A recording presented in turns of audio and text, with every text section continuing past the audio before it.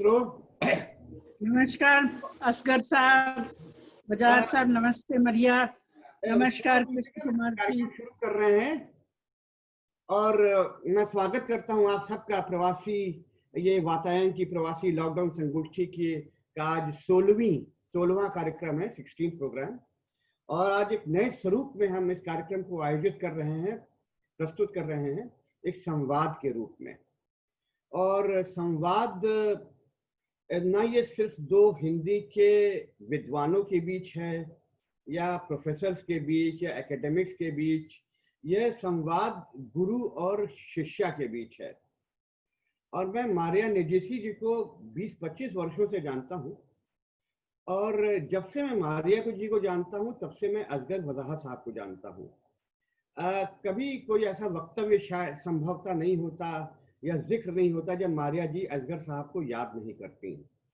असगर वजाहत साहब हम जानते हैं एक हिंदी साहित्य, हिंदी शिक्षा, हिंदी भाषा के एक बहुत विद्वान विद्वता का नेतृत्व करते रहे हैं पूरे विश्व में और भारत में। असगर साहब लेखक हैं, कथाकार हैं, साहित्यकार हैं। आपने कई फिल्मों और डॉक्यूमेंट्रीज की पटकथा भी लिखी है। और इधर मारिया नेजेसी जी बुडापेस्ट यूनिवर्सिटी में वर्षों से हिंदी पढ़ा रही हैं। और एक जैसे हम कहावत कहते हैं कि दीप का दीप से जलना, तो संभवतः ये दो ऐसे विश्व की हिंदी की विभूति हैं जो इस बात को सार्थकता देते हैं कि कैसे दीप से दीप जलता है। आप दोनों के शिष्य और विद्यार्थी विश्व भर में आज फैले हुए हैं और हिंदी का अध्यापन कर रहे हैं। मैं ऑक्सफोर्ड में रहता हूँ। ऑक्सफोर्ड यूनिवर्सिटी में जो हिंदी पढ़ाते हैं इमरे बंगा साहब, वो भी मारिया नेजेसी जी के ही शिष्य हैं। इस संक्षिप्त परिचय के माध्यम से हम आज का इस संवाद, ये मंच सौंपते हैं मारिया नेजेसी जी को, जो संवाद करेंगी असगर वजाहत साहब से। आइए मारिया जी, आपका स्वागत है। आप अपने आप को अनम्यूट कर सकती हैं।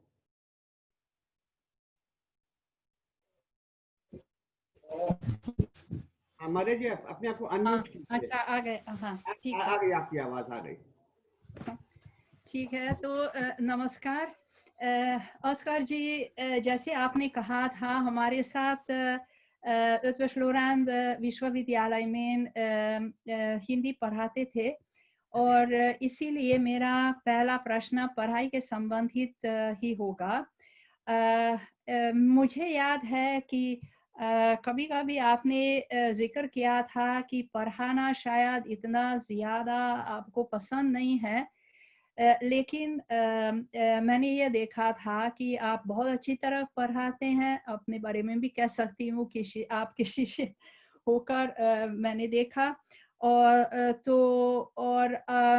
रिटायर होने के बाद भी मुझे मालूम है कि आप अभी भी कुछ लोगों को पढ़ाते हैं। जैसे आजकल ऑनलाइन NSD के छात्रों के लिए आपने कुछ कक्षाएं दी। तो आपके जीवन में अध्ययन का क्या महत्व रहा है और या उसकी क्या भूमिका रही थी? असगर साहब, अपने आप को अनम्यूट कर लें प्लीज। देखिए, ये सच है कि जब मैंने अपनी पढ़ाई पूरी की तो मैं पढ़ाने के काम को करने में मेरी कोई रुचि नहीं थी, क्योंकि मैं उस समय। आप अनम्यूट कर लें अपने आप को, आप फिर म्यूट हो गए। असगर साहब, अनम्यूट करना पड़ेगा आपको।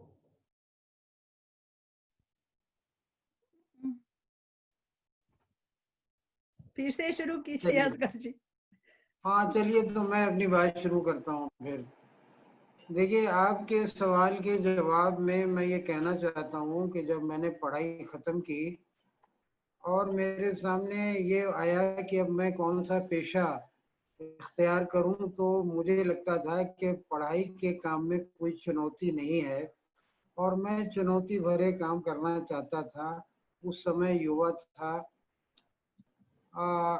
और लेकिन मैं जो चुनौती भरे काम करना चाहता था वो नहीं कर सका और शायद पूरे जीवन इसीलिए मुझे मजा आता रहा ऐसे काम करने में जिनमें कोई चुनौती हो। खैर, तो पेशे के तौर पर मैंने पढ़ाने का काम शुरू किया। पढ़ाने का काम देखिए डिपेंड करता है कि आप किसको पढ़ा रहे हैं। अगर छात्र आपके जिसको आप पढ़ा रहे हैं वो पढ़ना चाहते हैं तो आपको पढ़ाने में मजा आता है। अगर नहीं पढ़ना चाहते हैं तो आपको पढ़ाने में मजा नहीं आता। हंगरी में बुडापेस्ट में जो मैंने पढ़ाने का काम शुरू किया वो मेरे लिए बड़ा मजेदार था, बड़ा रोचक था, क्योंकि वहाँ के सिस्टम में काफी आजादी थी और हिंदी पढ़ने के लिए वही छात्र आते थे जिनको बहुत दिलचस्पी थी, जिनको बहुत रुचि थी, जो बहुत मेहनत कर सकते थे, जिनमें लगन थी। तो ऐसे छात्रों को पढ़ाना दिलचस्प रहा, अच्छा रहा और एक नए सिस्टम के हिसाब से अपने आप को बदलना भी बड़ा मजेदार रहा कि हमने इससे पहले पढ़ाने के जो काम किए हैं अब हमें दूसरे तरीके से करने हैं। तो इस तरह कुल मिला जुला करके पढ़ाने का और जो बुडापेस्ट में पढ़ाने का अनुभव रहा तो उसके बारे में मैंने आपको बताया। और इससे जुड़ा हुआ कोई सवाल हो तो आपका स्वागत है। और फिर इंडिया लौट कर आपको तो वहाँ भी कुछ अच्छे छात्र मिले होंगे। कैसे छात्र? भारत में भी बाद में जब आप लौटे तो कुछ अच्छे छात्र मिले होंगे, खास तौर से जब आप क्रिएटिव राइटिंग पढ़ाने लगे थे ना। देखिए ऐसा है कि दोनों देशों की शिक्षा व्यवस्था और पढ़ाई में अंतर है, ये हम सब जानते हैं, है ना। और उस अंतर के कारण ऐसा हुआ कि यहाँ पर ऐसे कम, देखिए भारत में अभी भी लोग पढ़ते हैं नौकरी के लिए, नौकरी पाने के लिए। रुचि के हिसाब से कोई पढ़ता है, होंगे जरूर, लेकिन उनकी संख्या बहुत कम है। जबकि मेरे ख्याल से यूरोप में या हंगरी में पढ़ते हैं लोग आमतौर से रुचि के हिसाब से। तो ये फर्क रहा इस वजह से। और फिर ये कि पूरा का पूरा पढ़ाने का सिस्टम हमारे यहाँ का बिल्कुल अलग है, जो बहुत चुनौती भरा मेरे हिसाब से, मेरे ख्याल से नहीं है। ये अंतर है, ये फर्क। और असगर जी, जब आप क्रिएटिव राइटिंग जब पढ़ाते हैं तो उसी में तो ऐसे ही लोग होंगे जिनकी असली रुचि हो। देखिए क्रिएटिव राइटिंग की तो हमारे यहाँ पर एक पीजी डिप्लोमा था, उसके बाद एक पेपर था। तो ज्यादातर पढ़ाने का जो काम था वो ट्रेडिशनल कोर्सेज थे, पुराने कोर्सेज थे। क्रिएटिव राइटिंग वगैरह तो बहुत कम था। लेकिन हाँ, इसमें ऐसे छात्र जरूर होते थे जिनको उस काम में रुचि होती थी और उनको पढ़ाना अच्छा था। ये हाँ, अभी मैंने देखा था कि फेसबुक पर आपने इसके बारे में लिखा था कि कहानी कैसे लिखें। तो इससे मुझे लगता है कि पढ़ाने के साथ आपका संबंध तो रहा है। देखिए पढ़ाने का एक एस्पेक्ट ये है कि आप अपनी जानकारियों को शेयर कर रहे हैं, है ना। और शेयरिंग जो है वो मुझे बहुत पसंद है। वो चाहे अपने चित्रों की शेयरिंग हो, चाहे वो कहानियों की शेयरिंग हो, चाहे वो नाटक, वो भी शेयरिंग है एक तरह से।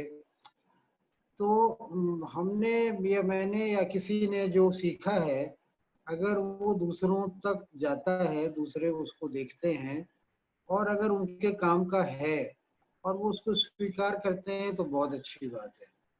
तो ये जो मैं वीडियो पर कहानी लिखने के बारे में, अपने कुछ अनुभवों के बारे में, अपने जीवन के बारे में, अपने दोस्तों के बारे में, दूसरे ऐसे लोगों के बारे में जिन्हें लोग कम जानते हैं लेकिन अच्छा काम किया है, उनके बारे में जो डालता हूँ तो वो एक तरह की शेयरिंग है। वो हम शेयर करते हैं, मजा आता है हमको उनसे बातचीत करने में, ये है। हाँ, ऑस्कर जी, हमने एक पाठ्य पुस्तक बनाई थी हंगेरियन छात्रों के लिए, और उस किताब में हमारा हीरो विनोद है। हंगेरियन जितने भी इंडोलॉजिस्ट है वो इस हीरो के दोस्त बन गए थे इस पाठ्य पुस्तक से हिंदी भाषा पढ़ते पढ़ते।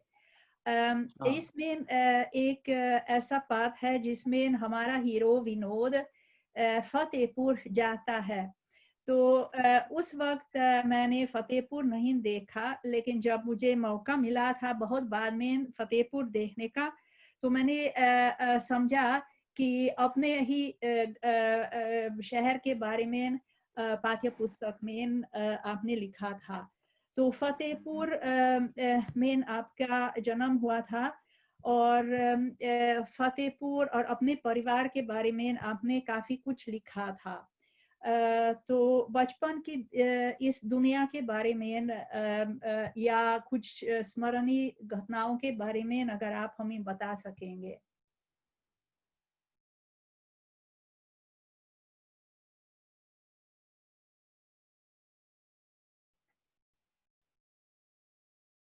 हेलो असगर साहब, आप अनम्यूट करें अपने आप को।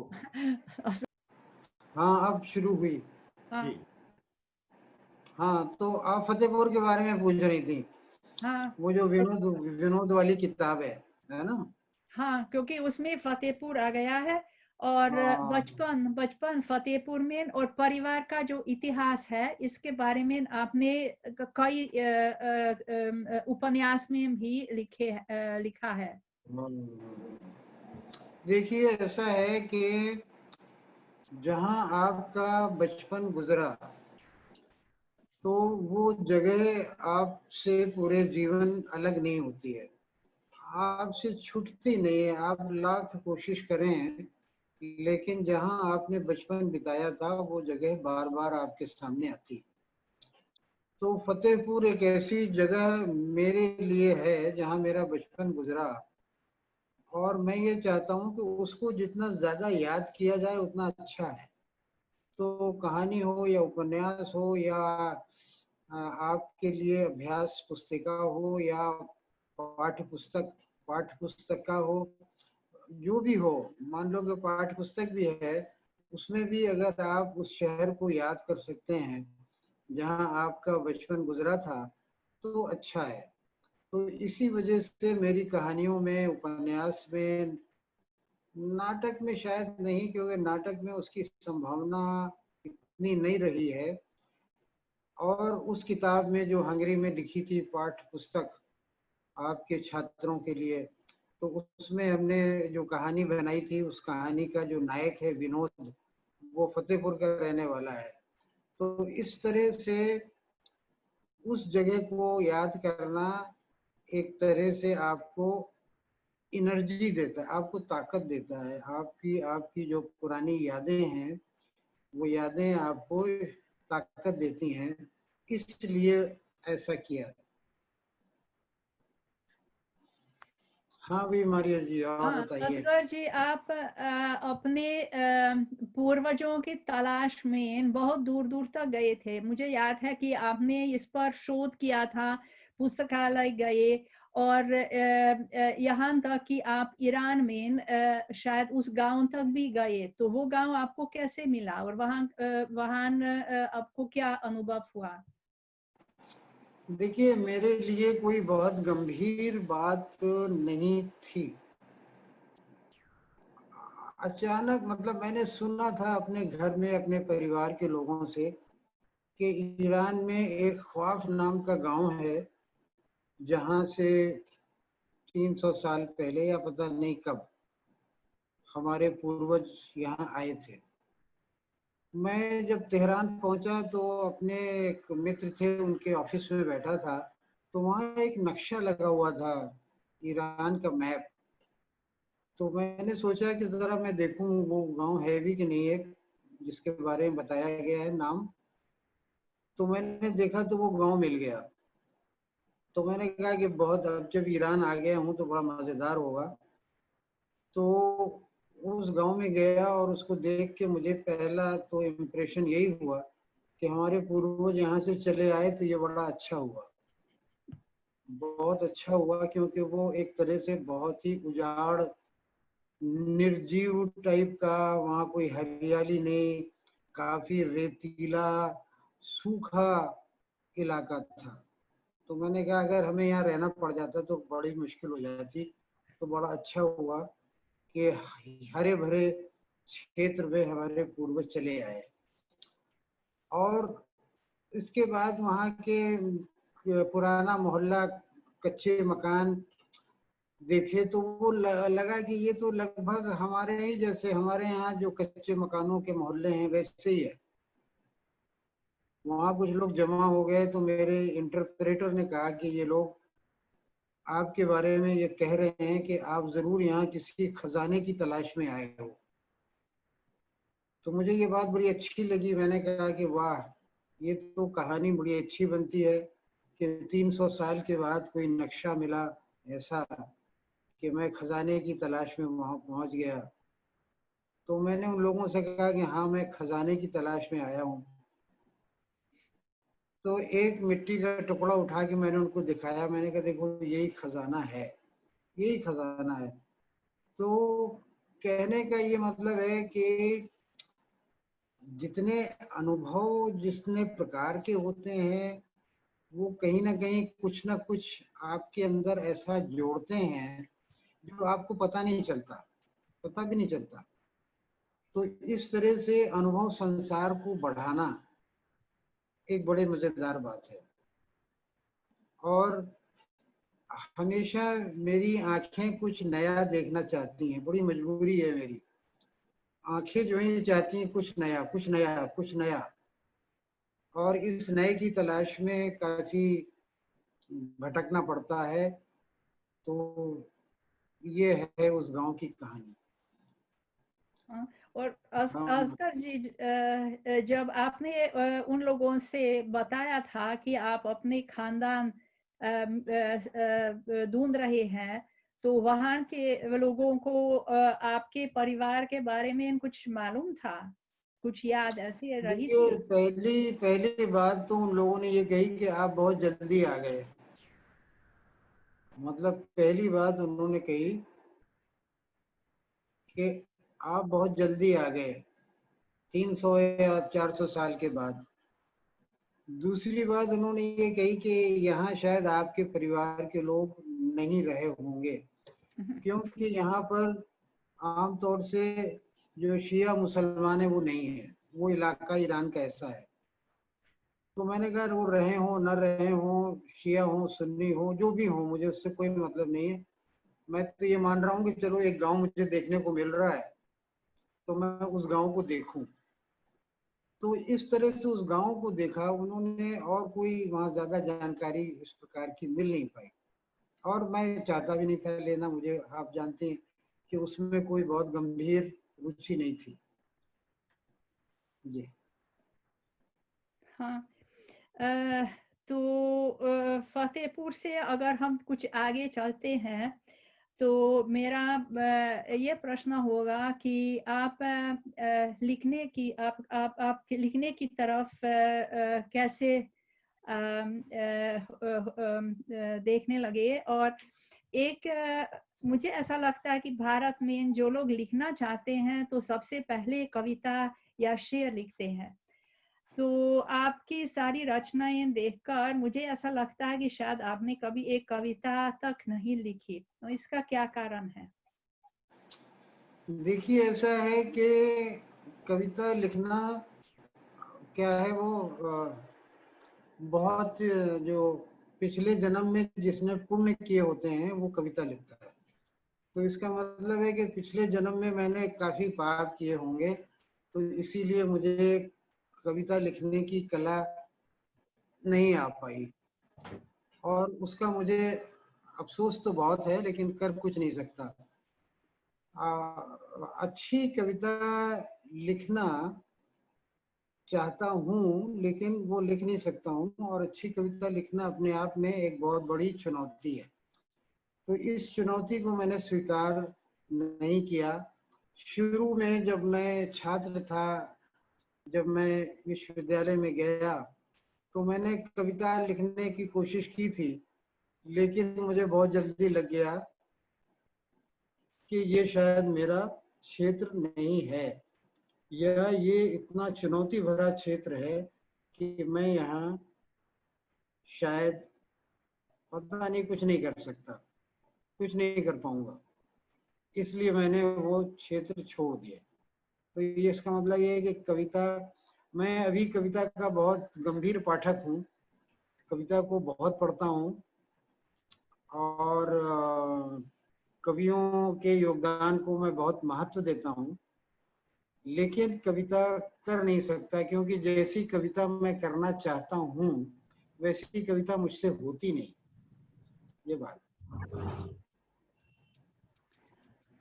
तो ऐसा लगता है कि जब आप गद्य लिखते हैं तो उसमें भी तो मान लीजिए कि उपन्यास या खास तौर से नाटकों में भावनाएं तो आते ही हैं।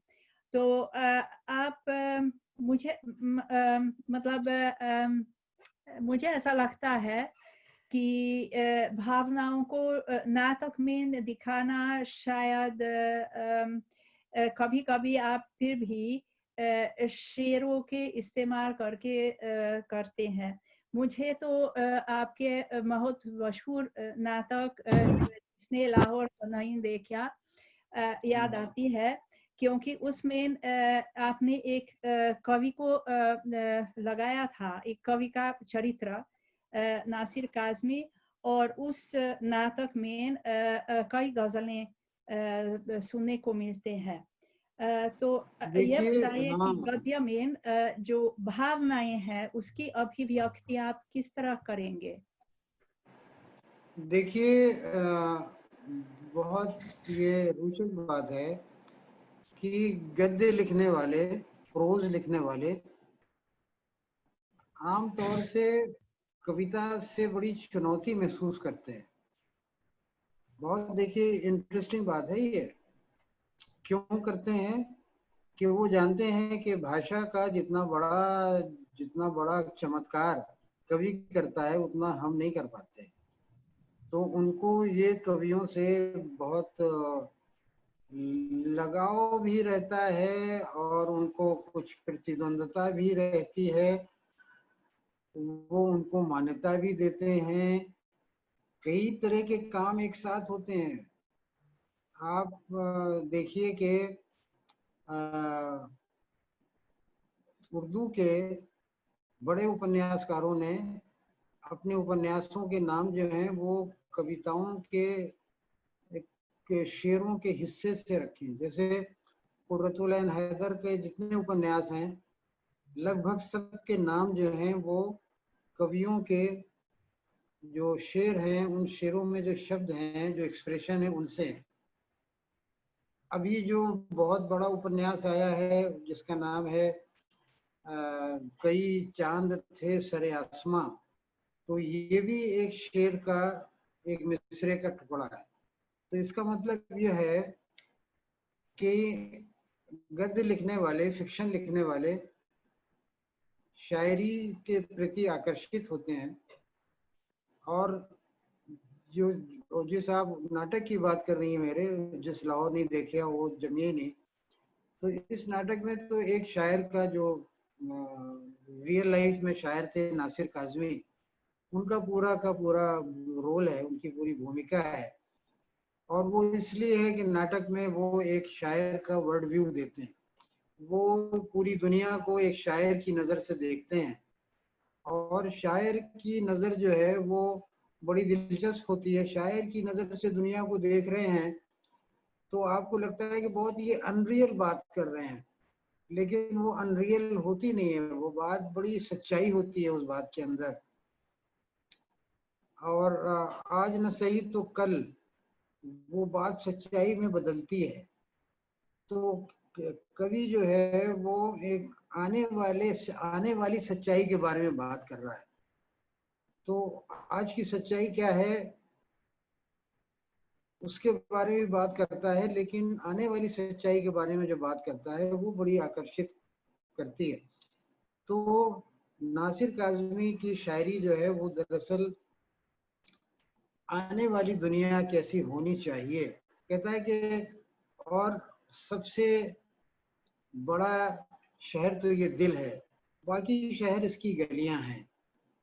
तो जो एक प्रकार की मानवता है, जो एक प्रकार की इंसानियत है, जो एक तरह से मानवीय रिश्ते हैं, उनको कितनी मजबूती, उनमें कितनी मजबूती होना चाहिए। और ये जो रेखाएं देशों की जो राजनीति खींचती है, इन रेखाओं के आगे बढ़ करके देखने की जरूरत है। जिधर दुनिया जा रही है, जो दुनिया आगे करेगी, ये है आपके उस सवाल के संदर्भ। और मारिया जी। हाँ, तो आपने ये कहा था कि इंसानियत, तो लगता है कि आपका नाटक इंसानियत के बारे में ही लिखा गया नाटक है। और जब आप लिखना चाहते हैं, अभी तो कुछ नए नाटक भी आ गए हैं, तो ये सब कैसे शुरू होता है? तो क्या पहले आपके दिमाग में कोई संदेश आ रहा है कि हाँ मैं ये बताना चाहता हूँ, और फिर उसके आधार पर कुछ लिखना शुरू करते हैं, या कभी-कभी संयोग से कुछ एक वाकया, कुछ एक घटना, और फिर वहां से एक नाटक पैदा होता है? देखिए, ऐसा है कि कोई ना कोई तो सूत्र होता है। ऐसा नहीं होता कि आपको हवा से कुछ मिल जाए। ऐसा नहीं होता कि अचानक बगैर किसी कारण या बगैर किसी स्थिति या बगैर कुछ पढ़े या सुने या देखे हुए कोई चीज आ जाए, मुश्किल है। तो कहीं ना कहीं से कोई ना कोई आइडिया आता है, कहीं ना कहीं से कोई विचार आता है, और उसको फिर आप उसके ऊपर सोचना शुरू करते हैं, उसके ऊपर काम करना शुरू करते हैं। अब ये बात जरूर है कि उसके ऊपर काम करने के क्या तरीके हैं, कैसे किया जाएगा, कैसे कैसे किया जाता है, लेकिन वो धीरे धीरे बनना शुरू होता है। अच्छा, एक देखिए मजेदार बात है कि एक आपके पास आइडिया आया और फिर क्या होता है कि आपके दिमाग का जो कंप्यूटर है वो उससे मिलते जुलते आइडियाज को इकट्ठा करना शुरू कर देता है, इकट्ठा करना शुरू कर देता है, और वो फिर उनको मिलाना शुरू कर देता है, और वो फिर उनको जोड़ना शुरू कर देता है। तो आपने जैसे मान लीजिए कि आपने कहा कि विभाजन, पार्टीशन ऑफ इंडिया, पार्टीशन आपने कहा, और आपके दिमाग में वो सब कुछ आने लगा जो आपने पार्टीशन के बारे में पढ़ा है, देखा है, सोचा है, जाना है, वो सब आने लगा। तो वो जब सब आने लगा तो आपका एक कथानक जो है बनने लगा, कथानक बनने लगा, और धीरे धीरे आपने देखा कि वो कथानक जो है वो एक नाटक का रूप जो है वो उसने ले लिया, नाटक का रूप वो ले रहा है। तो ये एक प्रोसेस है, प्रक्रिया है, जो किसी भी रचना के बनने में, मतलब मेरे हिसाब से, मैं औरों के लिए नहीं कह सकता, लेकिन मेरे हिसाब से ये रचना प्रक्रिया है जो एक बिंदु से शुरू होकर के आपको जोड़ते हुए बहुत आगे तक ले जाती है।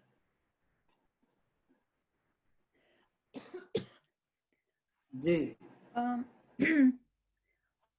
तो अगर रचना की प्रक्रिया नाटक के संबंधित सामने आती है, तो यह भी एक बात है कि आपने एक नाटक लिखा, उसके बाद वो नाटक निर्देशक और अभिनेताओं के हाथ में ना जाता है, वे लोग मंचन करते हैं।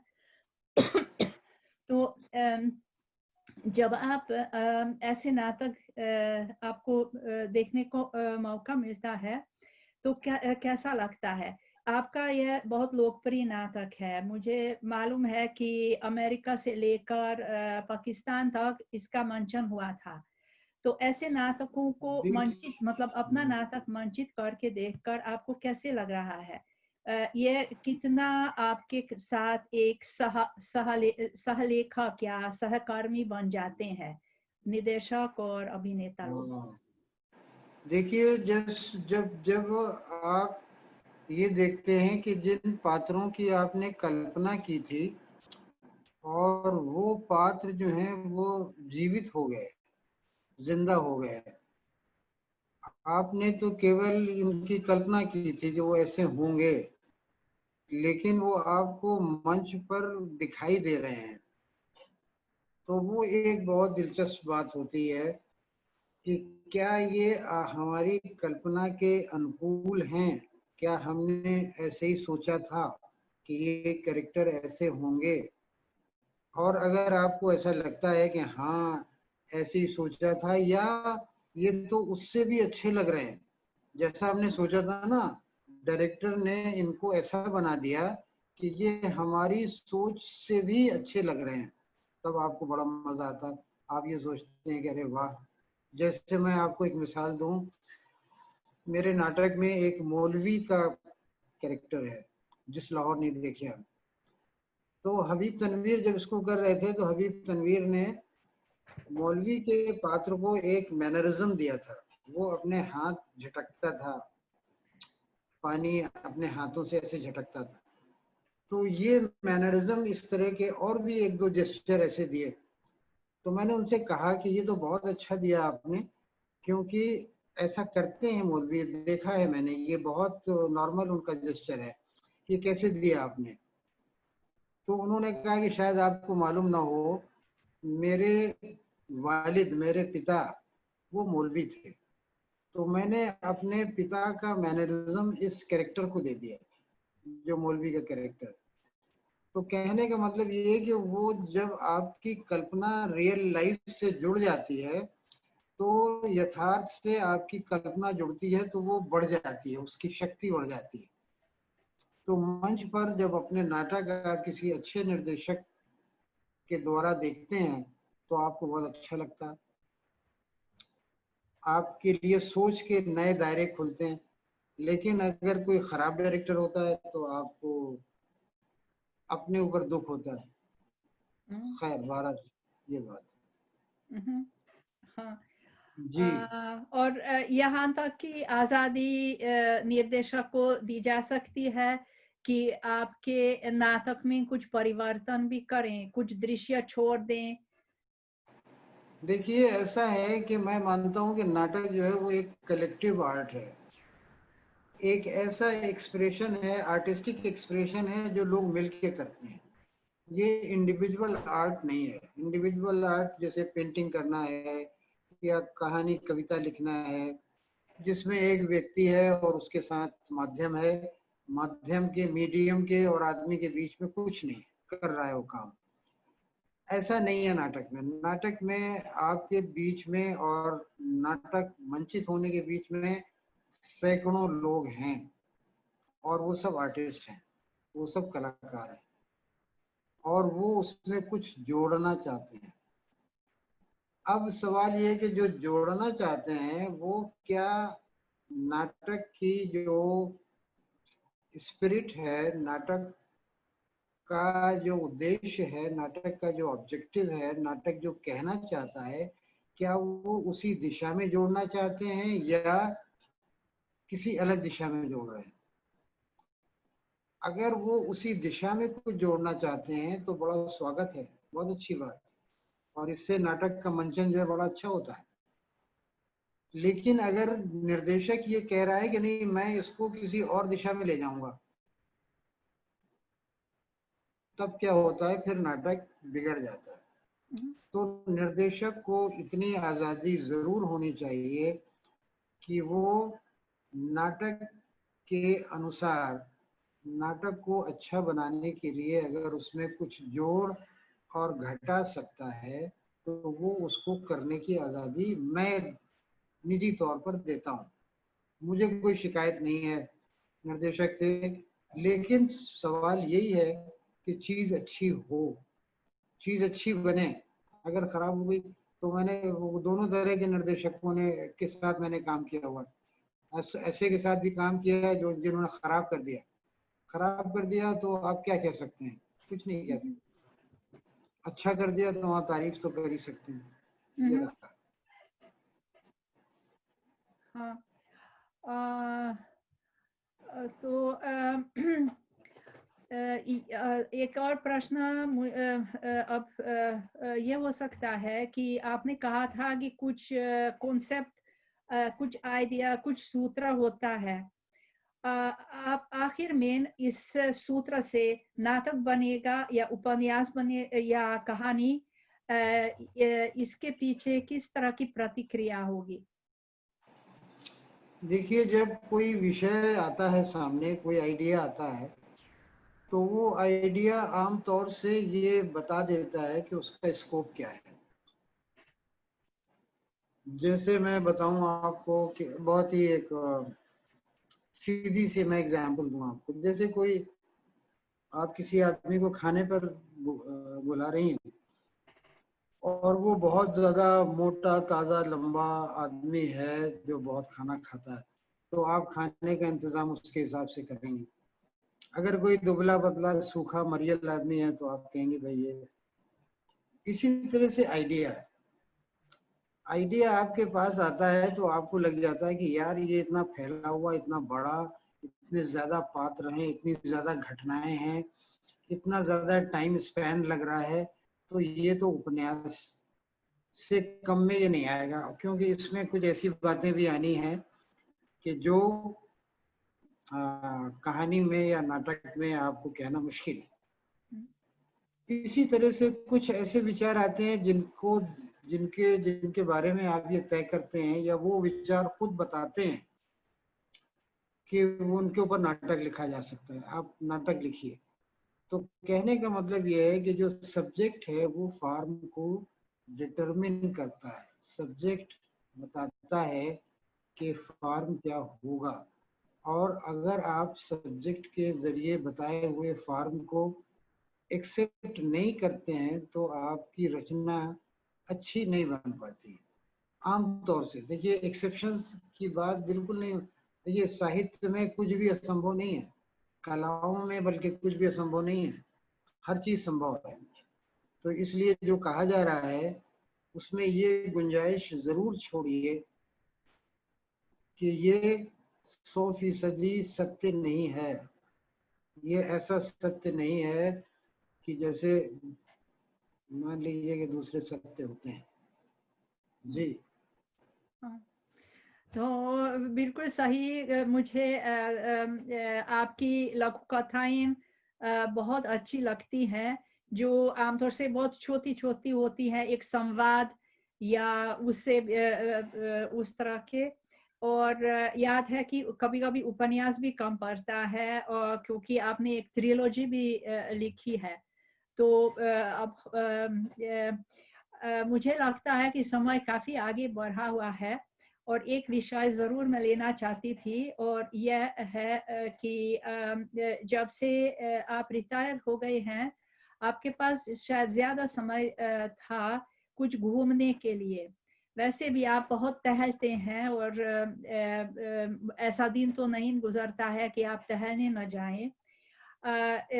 आजकल आप काफी दुनिया के कोने कोने तक पहुंच गए, और इसके बारे में आप लिखने भी लगे थे। तो आपने बताया था कि आम टूरिज्म आप नहीं करते हैं, इमारतें वगैरह नहीं देखना चाहते हैं, आप लोगों से मिलना चाहते हैं और सोशल टूरिज्म कर रहे हैं। तो इस सोशल टूरिज्म का मतलब क्या है? देखिए, सोशल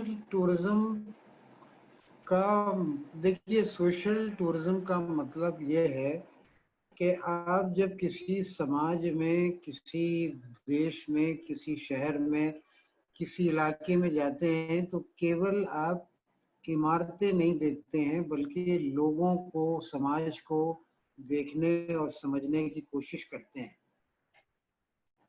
देश और समाज को समझना ज्यादा मजेदार है इमारतें देखने से। इमारतें देखने का महत्व कुछ कम भी हो गया है इस डिजिटल युग में। आप अगर लंदन के बारे में कुछ जानना चाहते हैं तो आपको सैकड़ों वीडियो मिल जाएंगे जो आपको बता देंगे कि ये शहर कैसा है, शहर की इमारतों के बारे में, यहाँ के म्यूजियम्स के बारे में, दुनिया के किसी भी शहर के। और आप अगर उसी को लिख दें यात्रा संस्मरण में तो क्या होगा, लोग कहेंगे कि अरे ये तो हम सब देख चुके हैं, ये तो ये क्या बता रहे हैं। इसलिए आपको बताना कुछ ऐसा है जो लोगों को न पता हो, जो इलेक्ट्रॉनिक मीडिया उनको न बता सकता हो, कोई ऐसी बात बतानी है। तो वो ऐसी बात क्या हो सकती है? वो समाज से जुड़ी हुई, समाज के अंदर होने वाली कोई बात हो सकती है। तो इसके लिए जरूरी है सोशल टूरिज्म। और सोशल टूरिज्म जो है वो समय की मांग करता है।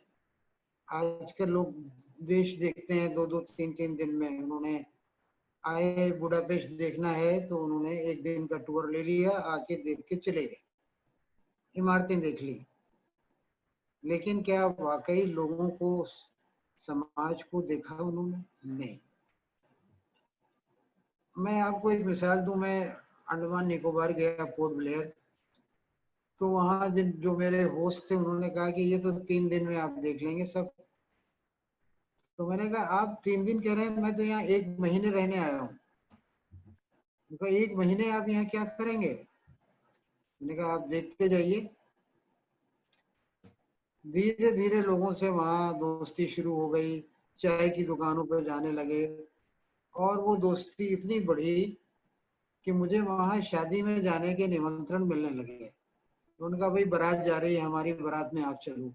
मैंने कहा ठीक है चलो। उसके बाद वहाँ कुछ ऐसी चीजें देखने को मिली जो कोई टूरिस्ट देख नहीं सकता।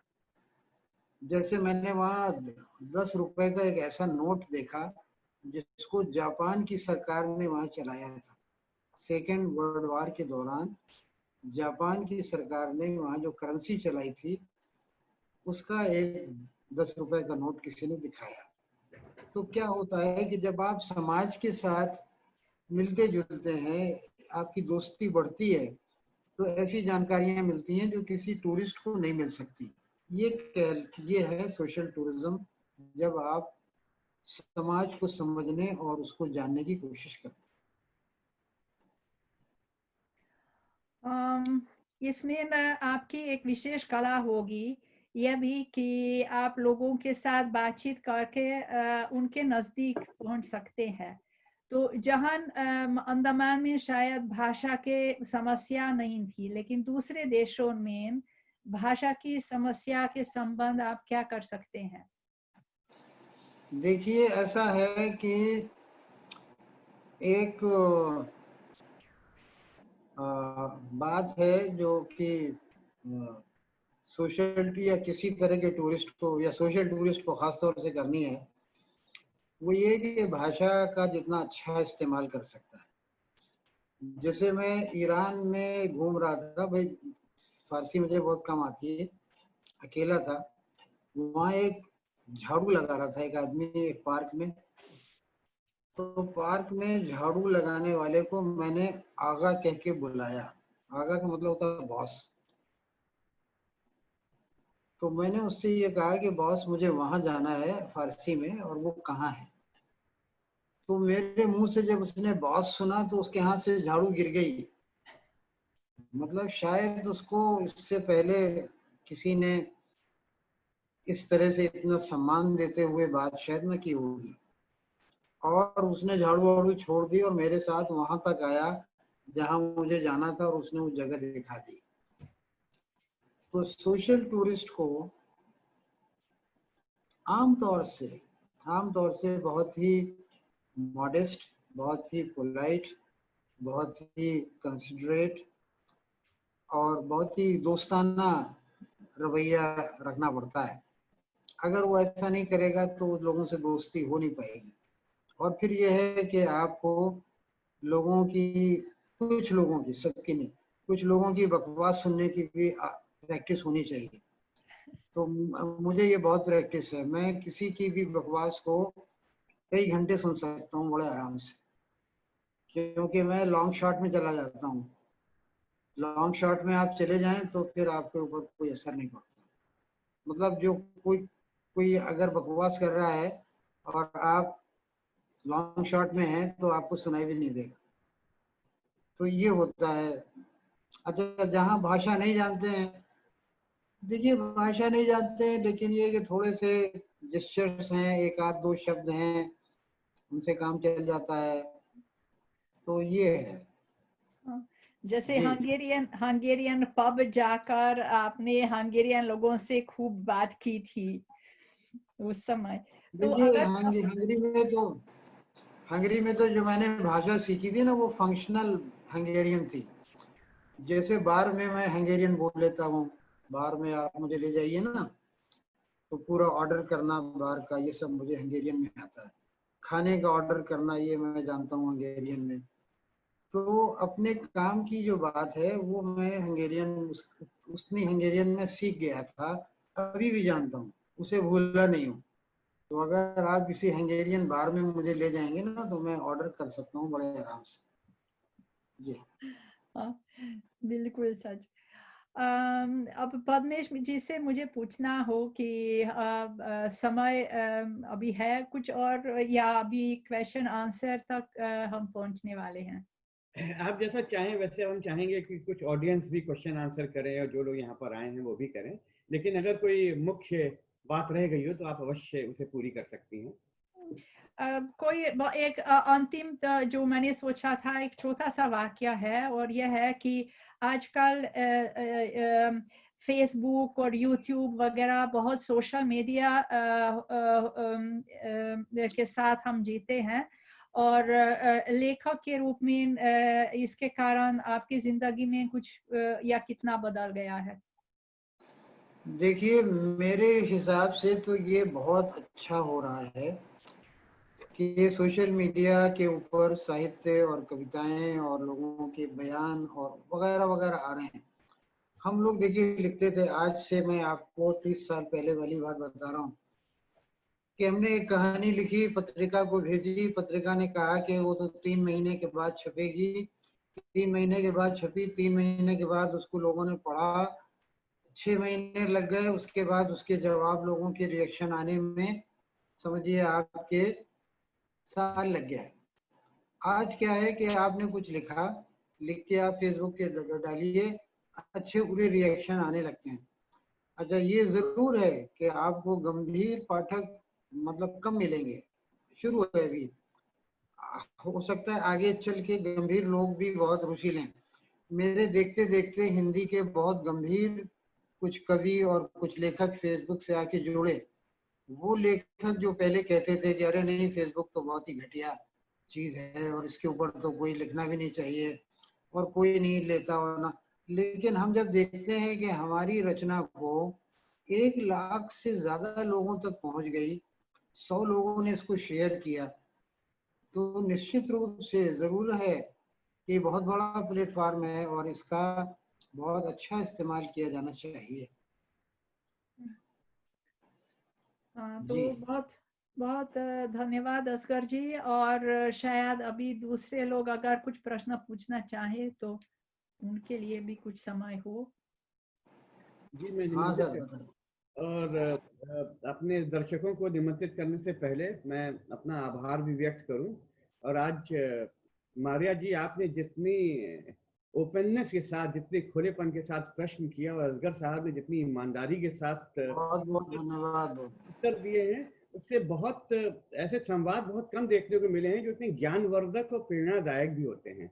और बहुत महत्वपूर्ण बातें आज आपने बताई। और सबसे बड़ी बात मुझे ये लगी आपके वक्तव्य में कि कविता ना लिखना भी कविता की एक समझ को दर्शाता है, कि आपने कविता को कितनी गहराई से समझा, कि आपने कविता के क्षेत्र में कदम नहीं रखा। और आपने जो उत्तर दिए और जो बात कही, उससे आज गोपाल दास नीरज जी की पुण्यतिथि भी मनाई जा रही है पूरे भारत में और विश्व में।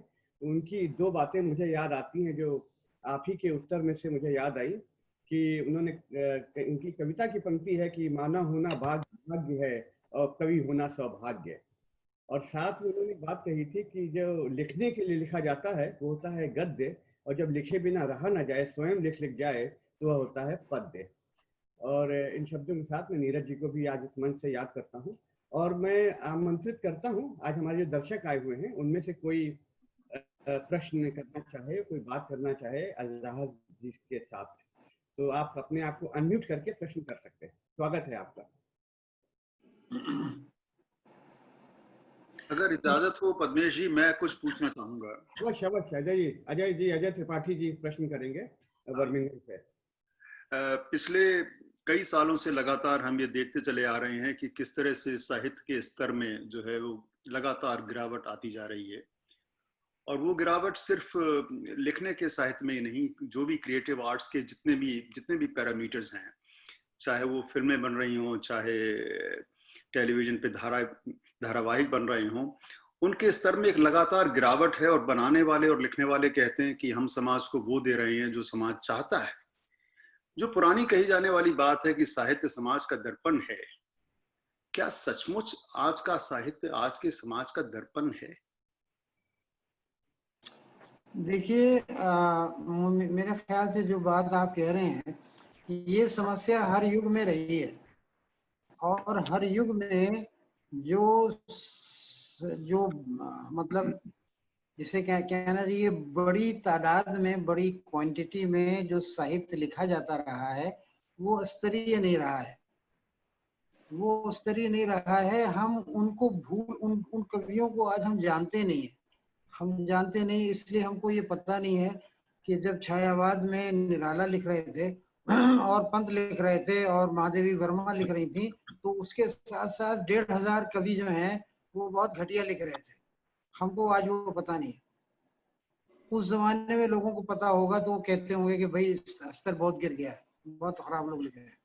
तो कहने का मतलब ये है कि आज अच्छे लोग भी लिख रहे हैं, खराब राइटिंग भी हो रही है, और ये हर समय होती रही है। इसलिए मुझे नहीं लगता है कि इससे हमें बहुत घबराने की जरूरत है। हमें चूज करने की जरूरत है, चयन हमारा होना चाहिए अच्छे लेखन के लिए। हम अच्छे लेखन को पढ़ें, क्योंकि अब ऐसा नहीं है कि ज्ञान के ऊपर कोई मोनोपोली हो गई किसी की। जो भी चाहता है लिख रहा है, कविता लिख रहे हैं, कहानी लिखते रहें, कोई फर्क नहीं पड़ता, बल्कि बहुत अच्छी बात है, एक माहौल बनता है। जी जनाब। जी धन्यवाद जी। यहाँ पे डॉक्टर मोहन बहुगुणा जी अगर उपस्थित हैं तो अपना प्रश्न कर सकते हैं। वैसे उन्होंने चैट में एक प्रश्न छोड़ा है कि क्या सोशल टूरिज्म में केवल समाज से मिलना होता है या वे सभ्यता और संस्कृति दोनों से मिलना होता है? देखिए, समाज, सभ्यता और संस्कृति क्या है, वो तो समाज का हिस्सा है ना। संस्कृति और सभ्यता जो समाज के बाहर तो है नहीं, कि कोई ऐसी चीज है कि जो बाहर जो है लटकी हुई है, उसको भी आपको देखना है। जब आप लोगों से मिल रहे हैं तो आप भाषा से मिल रहे हैं, आप उनके इतिहास से मिल रहे हैं, आप उनके कल्चर से मिल रहे हैं, आप उनकी ट्रेडिशन से मिल रहे हैं, आप उनके धर्म से मिल रहे हैं, आप उनके विश्वासों से मिल रहे हैं। तो इस तरह से लोगों से मिलने का ही मतलब है कि आप उन सब से मिल रहे हैं जो उन लोगों के अंदर है। जी बहुत बहुत धन्यवाद आपका असगर बजाज जी। सभी विद्वानों को मेरा नमस्कार। मेरा आपने कहा ना कि केवल समाज से मिलना होता है, मैं बाहर इमारतें देखने के लिए नहीं जाता हूँ। तो मेरा यही कहना था कि इमारतें भी हमारे समाज की सभ्यता को दर्शाती हैं, और सभ्यता ही संस्कृति के बाद जो एक जन्म होता है सभ्यता का। तो जो इमारतें हैं, जो हमारे संरचनाएं हैं, वो भी हमारी समाज की ही एक धरोहर है। मैंने सर आपसे ये नहीं कहा कि मैं इमारतें देख के आंखें बंद कर लेता हूँ। नहीं मैंने ये कहा कि मैं सिर्फ इमारतें ही देखने नहीं जाता। ऐसा नहीं है कि कोई इमारत आई तो मैंने कहा कि नहीं मैं नहीं देखूंगा, इमारत नहीं देखूंगा, ऐसा तो नहीं करता। डॉक्टर अरुणा अजीत सारिया जी के पास प्रश्न है, हमारी लंदन की प्राध्यापिका और लेखिका। नमस्कार, मैं आपसे एक प्रश्न पूछना चाहती हूँ। आपने कहा कि सोशल मीडिया में साहित्य तुरंत प्रकाशित हो जाता है और जो समय का व्यवधान है वो कम हो जाता है। मेरा प्रश्न ये है कि जैसे समाचार पत्र होते हैं अगले दिन बासी हो जाते हैं, वैसे ही क्या सोशल मीडिया में भी जो साहित्य लिखा जा रहा है वो स्थायी हो पाएगा? क्या कालजयी साहित्य सोशल मीडिया में जी पाएगा? देखिए, मेरा ऐसा मानना है कि जो अच्छा है वो सब जगह अच्छा रहेगा। अगर आप एक मान लीजिए कि निराला की कविता डाल देते हैं सोशल मीडिया के ऊपर, तो वो कविता जितनी अच्छी है उतनी अच्छी रहेगी। अगर आप कोई अच्छी रचना डाल देते हैं, जो रचना बहुत अच्छी है, और तो वो रचना खराब हो जाएगी सोशल मीडिया पे जाकर के, ये मुझे नहीं लगता है। ये जरूर मुझे लगता है कि बहुत घटिया रचनाएं भी सोशल मीडिया पर जाती हैं, जो तत्काल लोग या तो पढ़ते नहीं है या पढ़ करके उनको वो भूल जाते हैं, खत्म हो जाते हैं। ये काम पत्रिकाओं में भी होता है, पत्रिकाओं में भी बहुत घटिया रचनाएं छपती है ना, तो पत्रिकाएं कैसे अलग हो गई। तो कहने का मतलब ये है कि सोशल मीडिया पर छपी हुई हर रचना खराब नहीं है और हर रचना अच्छी नहीं है। हमको समझ के ये फैसला करना होता है, और अगर वो रचना अच्छी है सोशल मीडिया पे आई है तो वो रहेगी, जितनी उसकी लाइफ है वो अपनी जिंदगी को वो रचना जिएगी। मैं सर मीरा कौशिक जी के पास प्रश्न है, हमारी वातायन के अध्यक्ष शायद। मीरा जी। जी असगर जी, अभी आपने कहा कि मेरी आंखें कुछ नया देखना चाहती हैं। हाँ। आजकल आप क्या देख रहे हैं और आपको क्या दिख रहा है? आजकल तो बड़ा परेशान हूँ।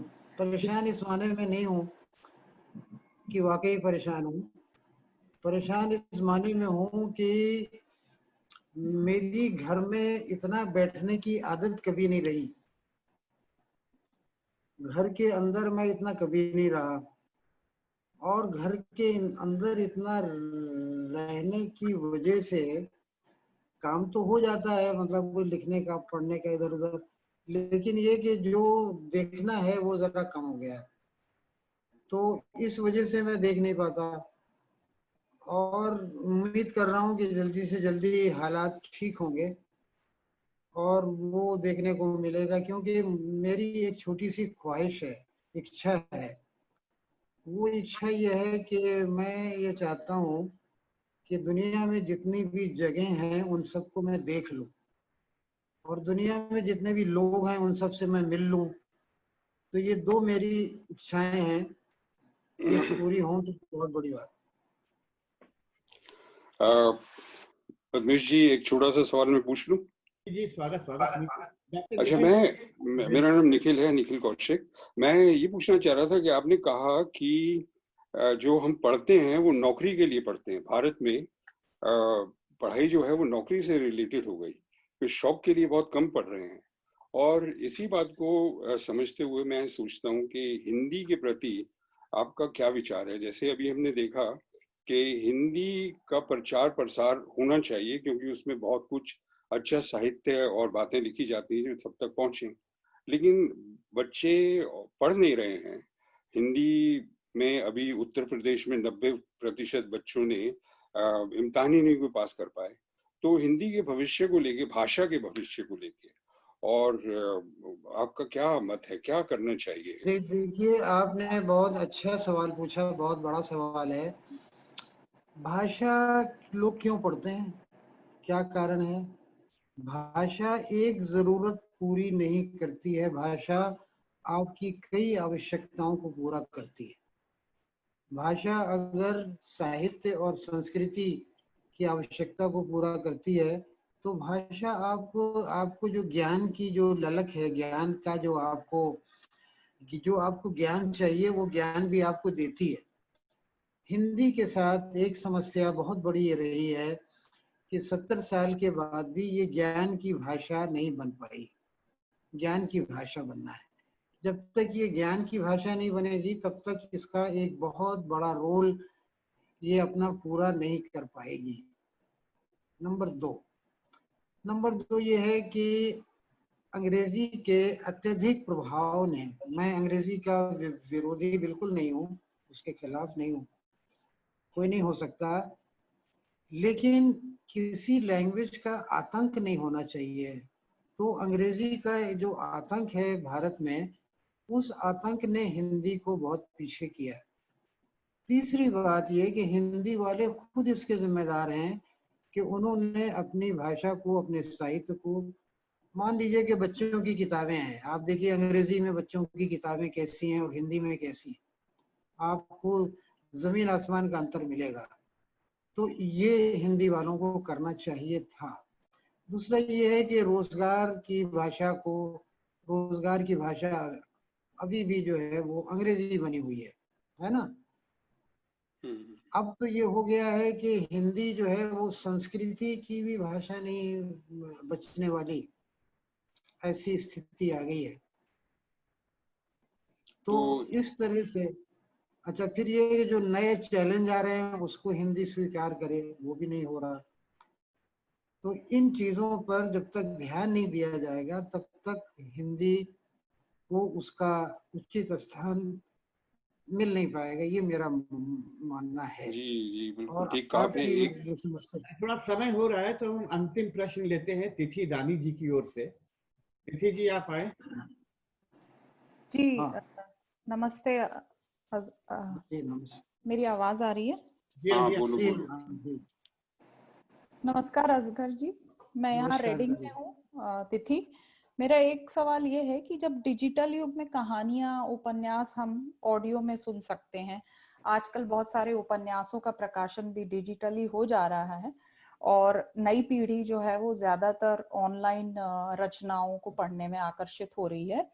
तो ऐसे में आप किताबों का क्या औचित्य मानते हैं और आप क्या समझते हैं कि युवा पीढ़ी जो है उसे किस माध्यम को चुनना चाहिए अपने रचनाओं के लिए, डिजिटल या? देखिए मुझे ये लगता है कि ये जो नए माध्यम हैं, ये नए माध्यम किताब तक पहुंचने की सीढ़ी है। सीढ़ी, जैसे आपको कहीं जाना होता है तो आप सीढ़ियां चढ़ते हैं, है ना, सीढ़ियां चढ़ते हुए आप वहां तक पहुंचते हैं। तो आप अगर किसी चीज को डिजिटल मीडियम में या ऑडियो विजुअल में आप देखते हैं तो आपके अंदर ये आकर्षण होता है कि हम इसको प्रिंट में भी देखें, क्योंकि प्रिंट से अच्छा आपको वो ऑडियो विजुअल में नहीं दिखाई देगा। देखिए मजेदार बात है, प्रिंट से अच्छा वो आपको ऑडियो विजुअल में नहीं दिखाई देगा। क्यों? इसलिए कि प्रिंट में आप जब कुछ पढ़ते हैं तो आप अपना नक्शा बनाते हैं, आप अपने पात्र जो हैं, पात्रों को जो आकार देते हैं अपने हिसाब से देते हैं आप, तो वो आपके लिए ज्यादा जेन्युइन होता है। मान लीजिए कि आप प्रेमचंद का गोदान होरी है, वो है गोदान है, गोदान का नायक होरी है। होरी फिल्म में जो फिल्मकार निर्देशक बनाएगा वो निर्देशक का होरी होगा। प्रेमचंद के होरी को जब आप पढ़ेंगे पुस्तक में और आप उसको होरी बनाएंगे तो आपका होरी होगा। तो इसलिए इलेक्ट्रॉनिक और डिजिटल मीडिया जितने हैं ये प्रिंट मीडिया की तरफ आने की सीढ़ी हैं, ये मैं मानता हूँ।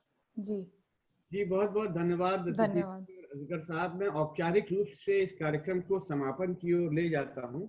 और जो अंतिम प्रश्न किया तिथि जी ने, डिजिटल युग, देखिए डिजिटल युग का कितना महत्व और पूर्ण उपयोग हुआ आज कि बुडापेस्ट से मारिया जी ने असगर वजाहत साहब भारत में बैठे और पूरे विश्व में आज भारत से